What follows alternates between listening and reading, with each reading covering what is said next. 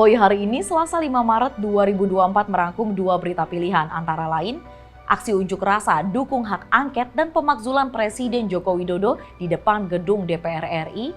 Lalu ada berita instruksi PKS saat rapat DPR soal hak angket kecurangan pemilu. Aksi unjuk rasa dukung hak angket dan pemakzulan Presiden Joko Widodo kembali digelar di depan gedung DPR RI pada Selasa 5 Maret 2024. Bapak Ibu menyampaikan orasi politiknya. Belum rakyat Indonesia. Hari-hari kita berkumpul di sini dalam rangka merdeka. Menyikapi situasi politik, ekonomi, dan sosial di masyarakat berbangsa dan bernegara. Beginilah suasana aksi unjuk rasa dukung hak angket dan pemakzulan Presiden Joko Widodo di depan gedung DPR RI.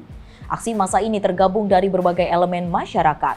Selain berorasi, massa aksi juga membawa poster tuntutan dan melengsarkan Presiden Joko Widodo karena dianggap melakukan kecurangan dalam pemilu 2024. Selain itu, massa aksi juga membubuhkan tanda tangan dan juga membakar ban agar dapat bertemu dengan perwakilan DPR RI. Isu ini semakin panas dan masyarakat semakin gerah dengan situasi politik saat ini. Tetap kepala dinginnya pemirsa Voi dalam menerima setiap informasi yang beredar.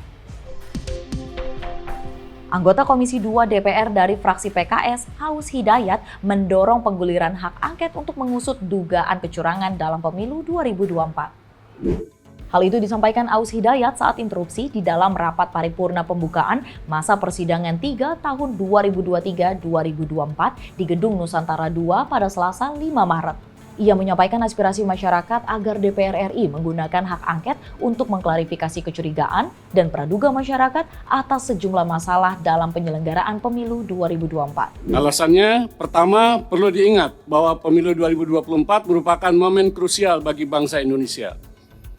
Gelaran demokrasi ini harus tetap dijaga agar terlaksana dengan langsung, umum, bebas, rahasia, jujur, dan adil. Kedua, munculnya berbagai kecurigaan dan praduga di tengah masyarakat perihal terjadinya kecurangan dan pelanggaran dalam penyelenggaraan pemilu perlu direspon DPR RI secara bijak dan proporsional.